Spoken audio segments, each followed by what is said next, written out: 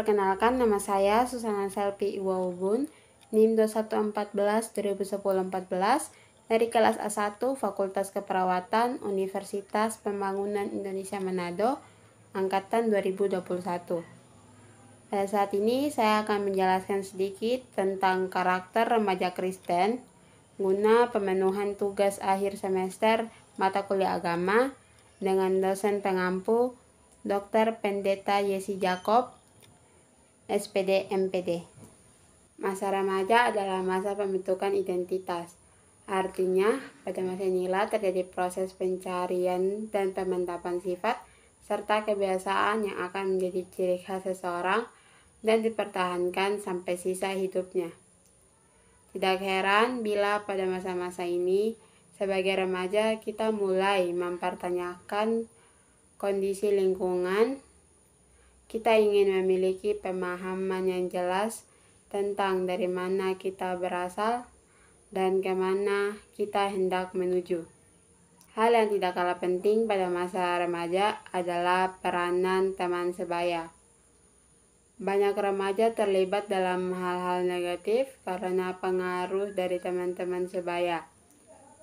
Hal ini merupakan pengaruh yang menyesatkan. Setiap orang memiliki karakter yang tampak jelas dari pola pikir yang terlihat melalui pengambilan keputusan dan penyelesaian masalah, sifat serta kebiasaannya, hubungan dengan orang lain, dan perencanaan hidupnya untuk masa depan. Meskipun banyak orang berusaha menyembunyikan karakter yang sesungguhnya, tetapi umumnya karakter seseorang bisa terbaca oleh orang lain. Ada beberapa faktor yang berperan dalam pembentukan karakter. Yang pertama, pola asuh orang tua. Orang tua dengan pola asuh otoriter umumnya tidak memberikan kesempatan pada anak untuk mengembangkan pendapat sendiri. Mereka selalu mengatur apa yang harus dilakukan anak.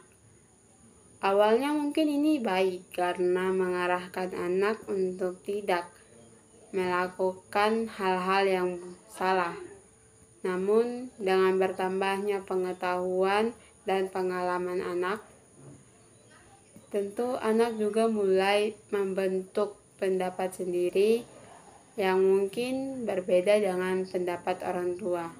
Dari sinilah terjadi penghancuran karakter ketika orang tua merasa bahwa mereka berada di posisi yang benar dan anak selalu berada di posisi yang salah. Faktor yang kedua yaitu norma masyarakat. Kehidupan manusia dapat berlangsung oleh hubungan-hubungannya yang terus-menerus dan timbal balik dengan lingkungan sekitarnya.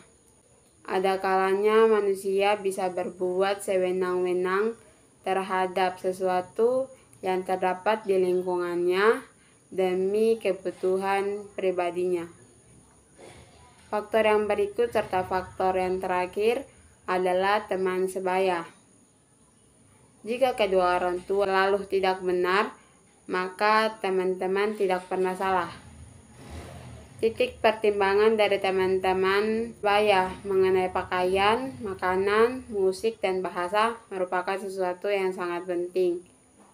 Mereka cenderung lebih menghargai pandangan yang diberikan oleh teman-temannya. Adapun beberapa tokoh Alkitab yang bisa dijadikan panutan atau teladan bukan karena kesempurnaan mereka, melainkan karena kesediaan mereka untuk dipakai Allah dengan segala keberadaannya masing-masing.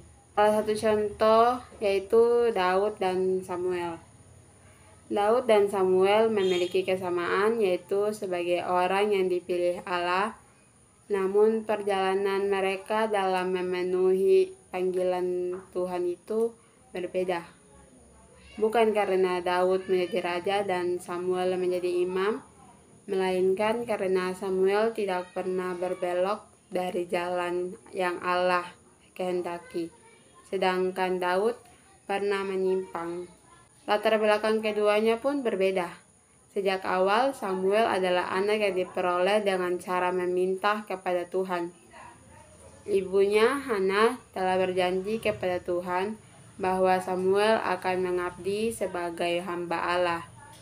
Sementara itu, Daud berasal dari keluarga peternak dan pekerjaan sehari-hari adalah menggembalakan domba. Pembentukan karakter dan iman mereka sangat dipengaruhi oleh pengalaman spiritual keseharian.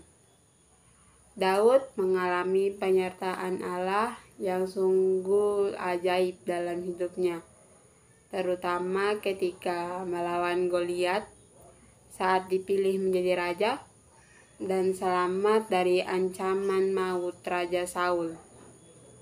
Berbagai pengalaman ini memberi penguatan kepada Daud sehingga ia tidak pernah ragu untuk setia pada Tuhan. Pada pihak lain, Samuel adalah manusia yang sejak masa kanak-kanaknya hidup di rumah Tuhan. Ia hidup bersama-sama dengan Imam Eli yang melakukan berbagai penyimpangan, namun ia tidak pernah terpengaruh oleh mereka. Hal itu terjadi karena Samuel sejak awal mampu memahami mengapa dan untuk apa ia tinggal bersama Imam Eli. Dengan kata lain, Samuel sadar akan misi yang dipikulnya serta bertekad untuk menjalaninya. Sekian dari saya dan apa yang dapat saya sampaikan mengenai karakter remaja Kristen. Apabila terdapat kesalahan kata, mohon dimaafkan. Terima kasih.